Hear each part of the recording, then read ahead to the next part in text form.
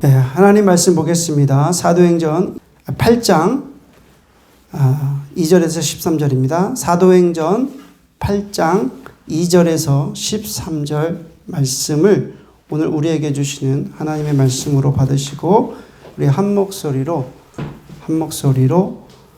같이 2절부터 13절 말씀까지 같이 읽겠습니다. 시작. 경건한 사람들이 스데반을 장사하고 위하여 크게 울더라. 사울이 교회를 잔멸할새 각 집에 들어가 남녀를 끌어다가 옥에 넘기니라.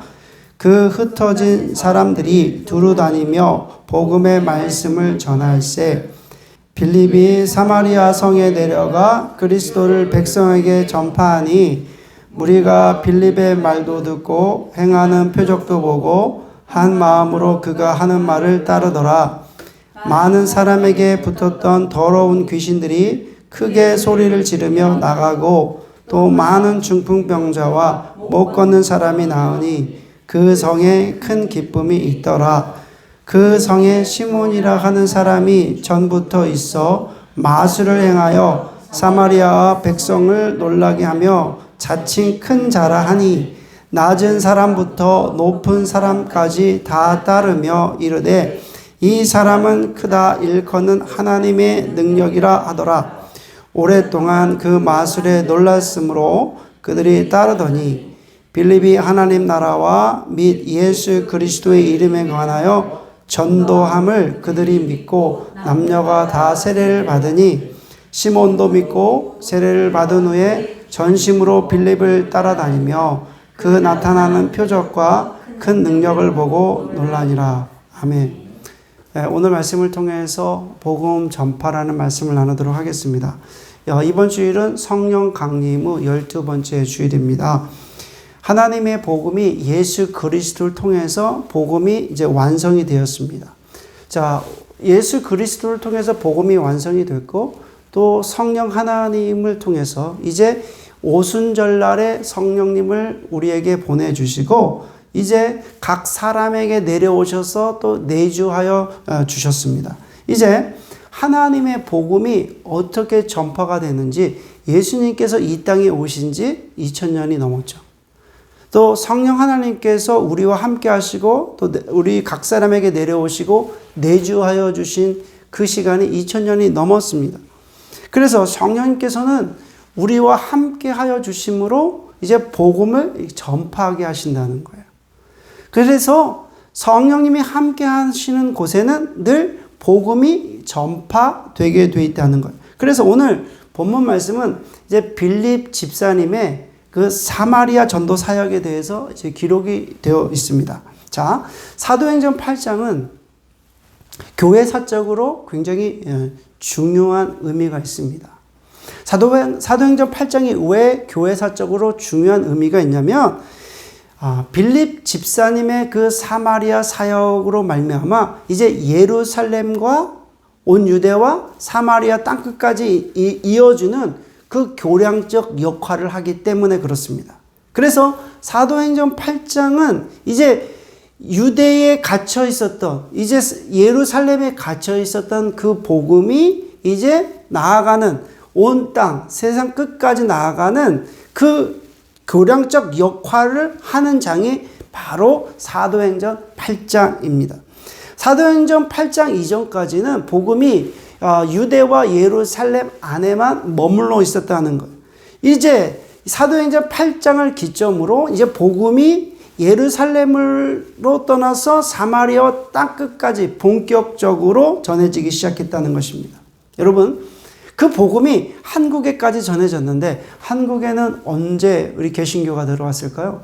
보통은 우리가 1884년이나 85년 아펜셀러 언더우드를 통해서 복음이 전해졌다고는 하지만 그 전에 제너럴 셔먼 홀을 타고 온 한 선교사, 토마스 선교사가 있습니다. 이 선교사가 영국 웨일즈 출신이에요. 이분이 제너럴 셔먼 홀을 타고 들어왔지만 결국 어떻게 됩니까? 복음을 전하지는 못해요.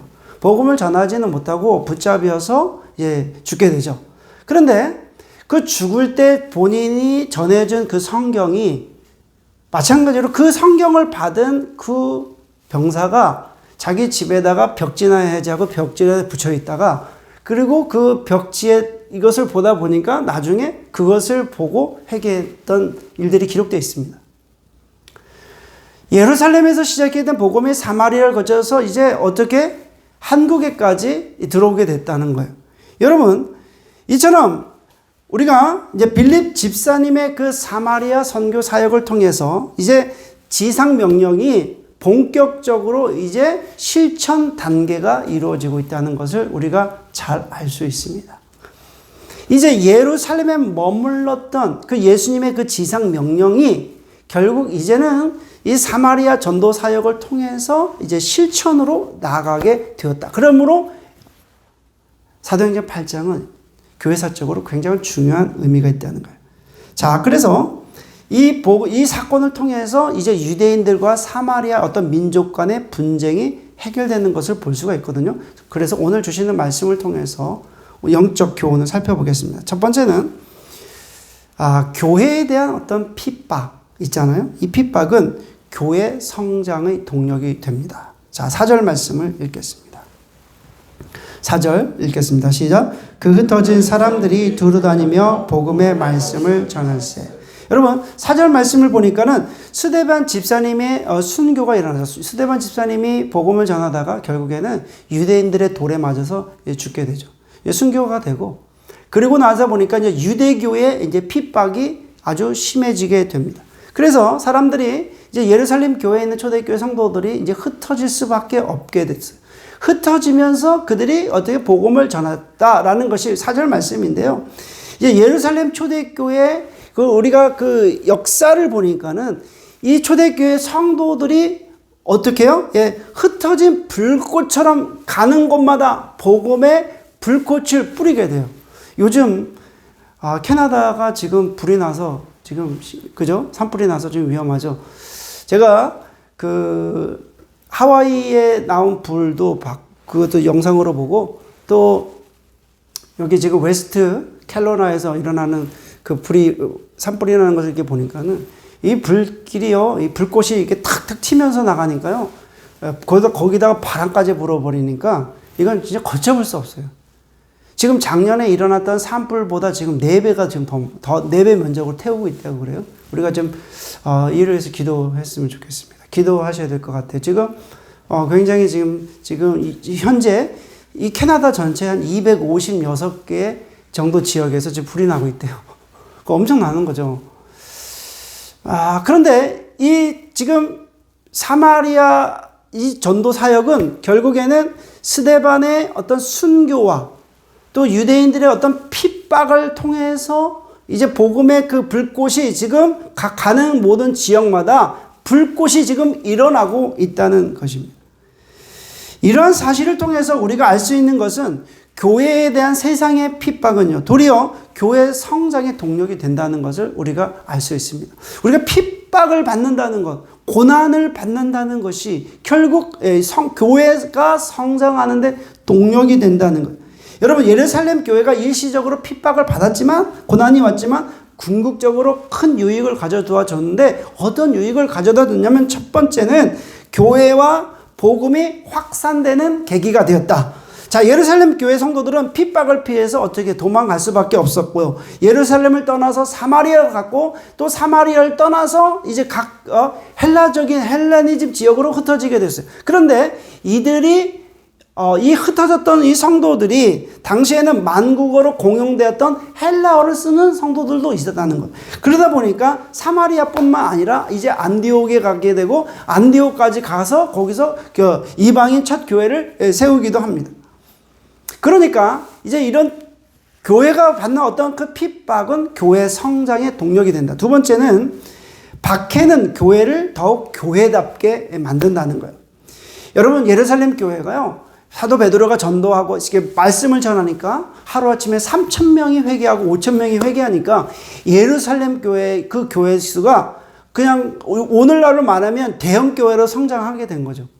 상당히 많은 숫자가 오게 됐고 회심하는 놀라운 역사가 일어나게 된 거예요. 예루살렘 안에서만. 그런데 예루살렘 교회의 멤버들 대부분은 어떤 사람들이었냐면 유대인들이 개종한 사람들이었어요. 그러니까 유대인들이 개종한 멤버였어요. 그러다 보니까 본인들이 예수 그리스도의 구원의 기쁜 소식을 알고 회개해서 복음을 받아들여서 초창기에 이제 예루살렘 교회의 멤버가 되었지만 본인들이 유대인이니까 유대교인지 개신교인지 분간이 안 간 거예요. 헷갈린 거죠, 사실은. 자신들은 여전히 유대교 안에 있지만 또 복음을 깨달았다. 이 정도였지 이것이 분리되지는 않았습니다. 그러다 보니까 유대교의 풍습이나 유대교의 규례들은 똑같이 동일하게 그들도 지키고 있었다는 거예요. 그러나 이제 기독교와 유대교의 확실한 구분점이 없었는데 유대교가 이제는 기독교를 아예 이단으로 정죄하고 나니까 어떻게 되었냐? 이제 유대인들이 유대교에 대한 미련을 버리게 된 거죠. 그렇죠?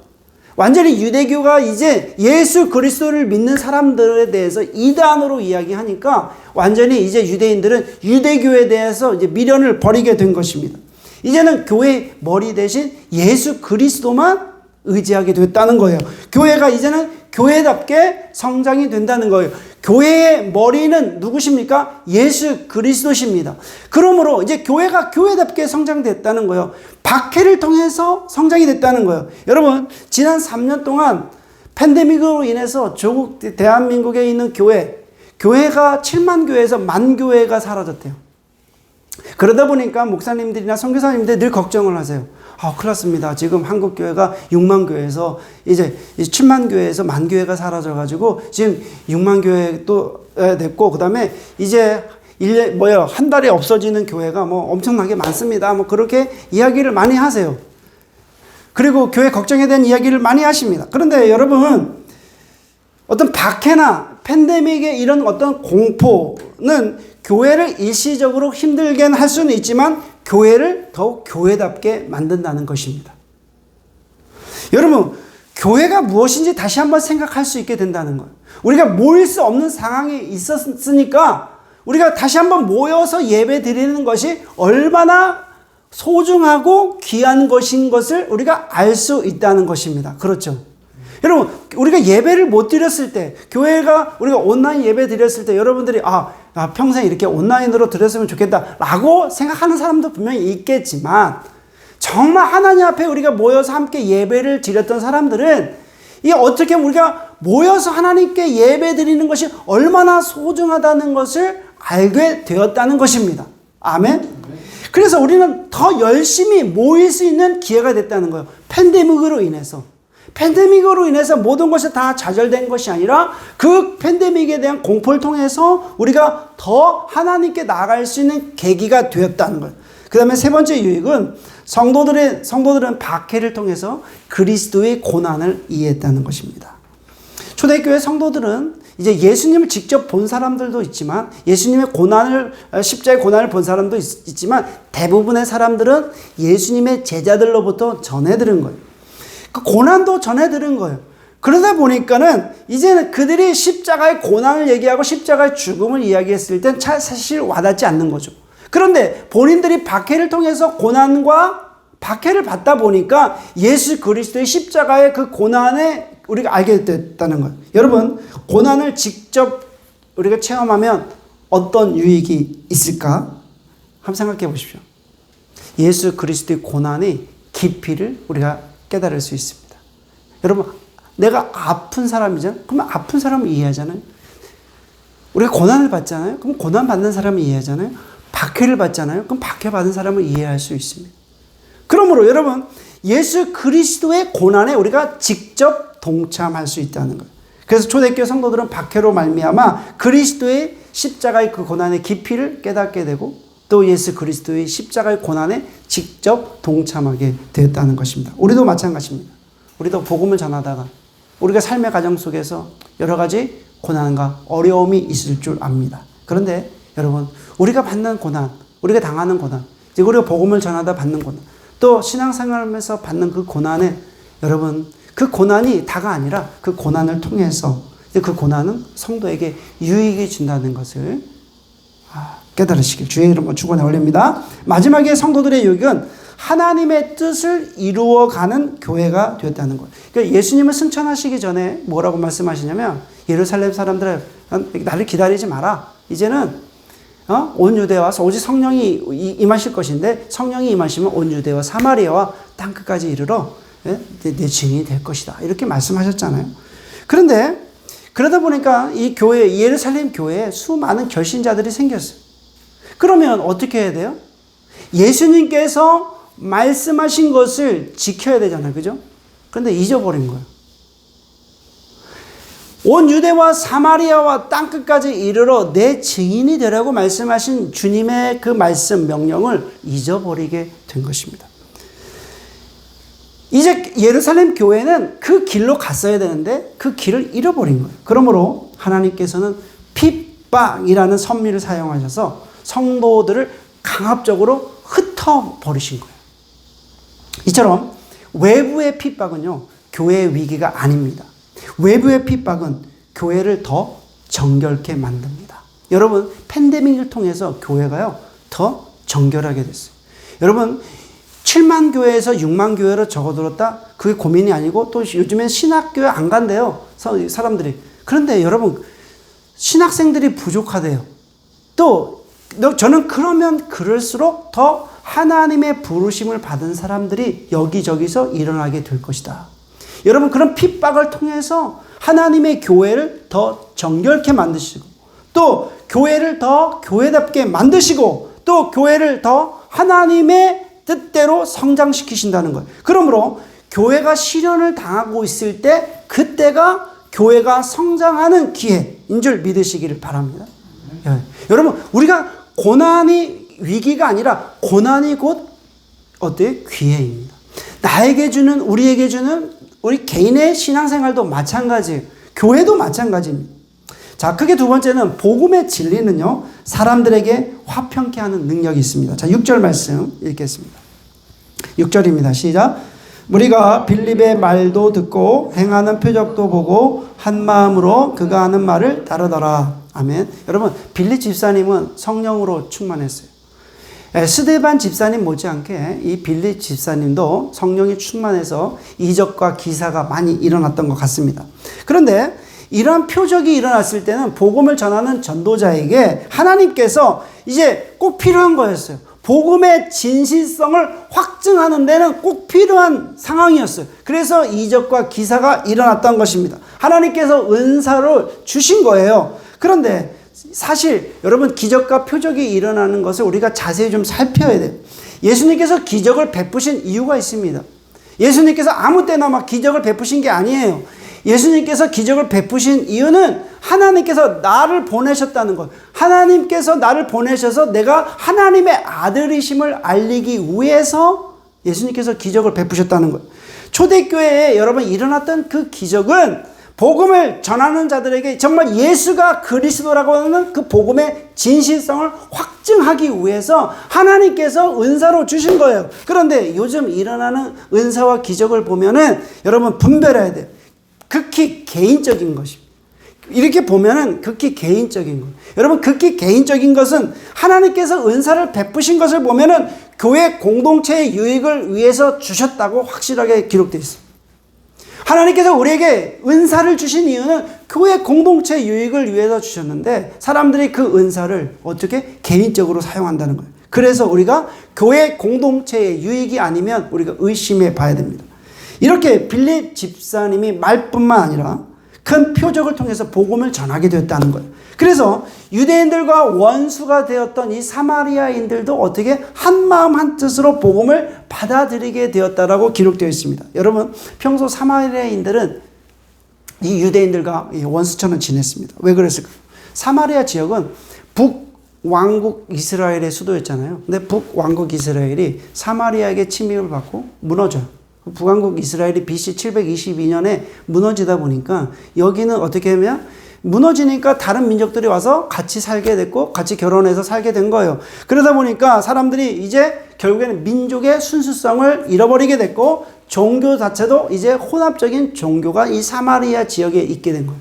그러니까 사람들도 혼합적이고 종교도 혼합적이게 된 거예요. 그러니까 유대인들이 이 사마리아인들을 향해서 정통성 있는 유대인으로 취급하지 않았다는 거예요. 그들과의 접촉도 꺼려했다는 거예요. 그런데 예수 그리스도의 복음이 이 사마리아 지역에 들어가자 유대인들과 사마리아인들이 화해하게 되었다라고 이게 기록되어 있다는 것입니다. 여러분, 복음의 진리는 사마리아인들이 하나님과 화평케도 만들고 또 이 복음의 진리는 이제 민족과 민족과의 화평이 이루어지게 된다는 거예요. 그래서 여러분, 예수 그리스도 복음 안에서 이 사마리아인들이 하나님께 회개하는 놀라운 역사가 일어나게 되고 하나님을 아버지로 이제 섬기는 놀라운 역사가 일어나게 됐다는 거예요.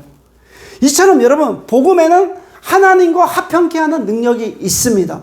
복음에는 사람과 사람과의 화평케 하는 능력이 있습니다.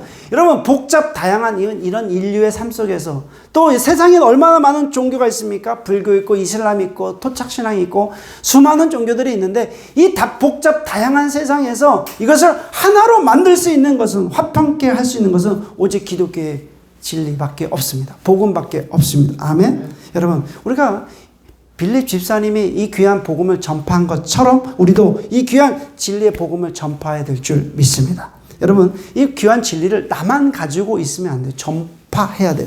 여러분, 전파해야 되고 나라마다 전파해야 되고 인종마다 전파해야 되고 다 전해야 돼요. 우리가 그들이 복음을 영접하게 될 때 이 땅에는 진정한 평화가 임하게 되고 복음을 받아들이게 될 때 하나님의 나라가 이 땅에 임하게 될 줄 믿습니다. 예, 복음의 능력이 있어요. 예, 복음의 능력이 있어요. 복음이 들어갈 때 가정이 변하게 되고, 십자가 복음이 들어갈 때 그 나라가 변하게 되고, 복음이 들어갈 때, 전파가 될 때 우리의 개인의 모든 생각이 변화가 되는 거예요. 그게 여러분, 하나님의 복음의 놀라운 역사가 됩니다. 아무리 다른 걸로 하려 해도 되지 않아요. 하나님의 그 복음의 놀라운 역사가 있습니다. 세 번째는 예수 그리스도 안에서 하나님의 은혜, 구원의 은혜는 모든 인류에게 차별이 없다는 거예요. 자, 7절 말씀 읽겠습니다. 7절입니다. 시작. 많은 사람에게 붙었던 더러운 귀신들이 크게 소리를 지르며 나가고 또 많은 중풍병자와 못 걷는 사람이 나으니. 여러분, 7절 말씀은 빌립 집사님이 전한 복음으로 인해서 하나님의 구원이 사마리아 사람들에게 임하였음을 보여줍니다. 자, 빌립 집사님이 기도하니까 뭐라고 나옵니까? 많은 사람에게 붙었던 더러운 귀신들이 크게 소리 지르며 나가고 또 많은 중풍병자와 못 걷는 사람들이 나았다. 여러분, 이 사역은 사실은 예수님께서 사역하실 때도 일어났던 사역들이거든요. 그런데 유대인들이 부정하게 여겼던 사마리아 지역에 하나님의 복음으로 말미암아 하나님의 놀라운 그런 이적들이 일어나게 됐다는 거예요. 여러분, 하나님의 역사가 일어난 것을 지금 사마리아 지역에 지금 일어나는 거거든요. 이것을 통해서 우리가 알 수 있는 교훈은 무엇입니까? 바로 우리가 예수 그리스도의 십자가 복음으로 말미암아서 하나님은 모든 인류에게 동일한 은혜를 베푸신다는 것을 볼 수 있습니다. 어느 한 사람, 어느 한 민족만 사랑하시는 것이 아니라 예수 그리스도를 믿는 모든 민족에게 동일한 하나님의 은혜가 임한다는 것을 우리가 알 수 있습니다. 하나님은 그리스도를 영접하는 모든 사람들에게 동일한 구원의 은혜를 베푸십니다. 아멘. 여러분, 그렇죠. 우리가 이런 말씀을 통해서 우리가 깨달을 수 있는 것은 무엇입니까? 우리가 복음을 전할 때 차별 없이 전해야 된다는 거예요. 하나님도 차별하지 않으시는데 왜 우리가 차별하는가? 그렇죠? 이 세상에 있는 모든 사람들은요, 하나님의 백성이에요. 그러므로 우리는 전할 책임이 있다는 거예요. 하나님의 부르심을 받은 성도는 가난한 자도, 부한 자도, 신분이 높은 자도, 낮은 자도, 또 인종이 다양한 자도, 여러분, 민족의 구별 없이 초월해서 우리는 복음을 전해야 됩니다. 여러분, 캐나다 밴쿠버, 캐나다에 250여 개의 다민족이 살고 있습니다. 여러분, 길거리 나가면요, 수많은 민족들이 있어요. 우리는 여기서 복음을 전할 또 책임이 있는 거잖아요.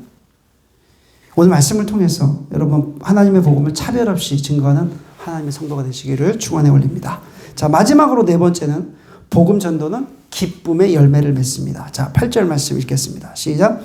그 성에 큰 기쁨이 있더라. 여러분, 그 성에 큰 기쁨이 있더라. 빌립 집사님이 복음을 전함으로 인해서 갖가지 기적과 이사가 일어나고 사람들이 그 말씀을 듣고 회개하고 또 예수 그리스도를 받아들인 놀라운 역사가 사마리아 성에 일어났어요. 그런데 오늘 말씀을 보니까 그 성에 큰 기쁨이 일어났다고 증언합니다. 여러분, 복음은 어떤 의미입니까? 기쁜 소식이죠.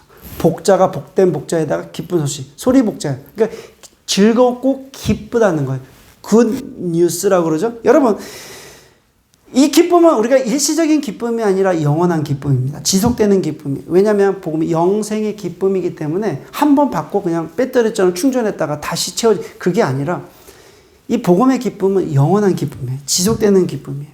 우리는 정보의 홍수 속에 살고 있는데 여러분, 이런 기쁨의 어떤 뉴스를 우리가 어디서 들을 수 있겠습니까? 이 수많은 정보 속에서 정말 기쁨을 주는 뉴스가 얼마나 됩니까? 여러분, 사마리아 사람들은 어떻게 보면 차별 속에서 살았고 슬픔 속에서 살았던 그런 사람들입니다. 그렇죠? 왜냐하면 같은 유대인인데 피가 섞였다는 이유만으로 완전히 개돼지 취급당한 게 아니겠습니까? 그런 사람들에게 빌립이 전해진 그 복음은 얼마나 그 사람들에게 기쁜 소식이었겠습니까? 누구든지 어떤 사람이든지 피가 섞였든지 뭐 전혀 상관이 없어요. 누구든지 예수를 그리스도로 영접하면 하나님의 진노를 피하고 천국의 영생을 누릴 수 있다라는 소식이 얼마나 기쁜 소식입니까? 그러니까 사마리아에 있던 사람들이 그 소식을 듣고 그 빌립이 전해진 그 복음의 소식을 듣고 얼마나 놀랐는지 모르겠죠. 그래서 그들은 복음을 받아들이게 됩니다. 오늘 말씀을 통해서 우리의 신앙, 나의 신앙을 점검해 봤으면 좋겠습니다. 내가 복음으로 정말 기쁜 생활을 하고 있는가?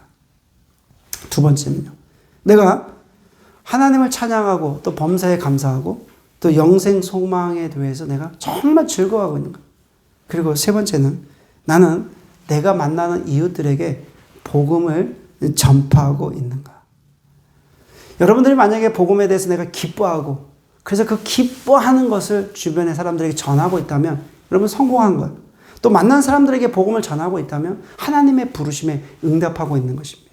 그런데 반면에 아무것도 안 하고 있다. 그럼 무언가 퀘스천이죠. 오늘 말씀을 통해서 진실된 복음, 하나님께 우리에게 전해진 그 복음을 우리가 차별 없이 많은 사람들에게, 만난 사람들에게 전하는 여러분 되시길 주의 이름으로 축원해 올립니다. 기도드리겠습니다. 하나님, 우리에게는 십자가 복음이 있습니다. 그 좋은 소식이 있고 기쁜 소식이 우리에게 있습니다. 우리가 받았고 또 우리가 믿었고 또 그래서 그 복음 안에 살고 있습니다. 그러나 여전히 그 복음의 기쁜 소식을 모르는 사람들 많이 있습니다. 무엇 때문에 살아가는지, 왜 살아가는지, 어떻게 살아가야 될지 모르는 사람들이 참 많습니다. 하나님, 우리가 어떻게 해야 됩니까? 그냥 외면해야 됩니까? 모른 채 해야 됩니까? 아니면 나 혼자 신앙만 갖고 있어야 되겠습니까?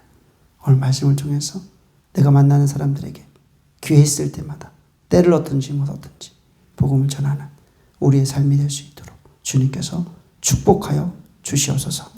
예수님의 이름으로 기도드립니다. 아멘.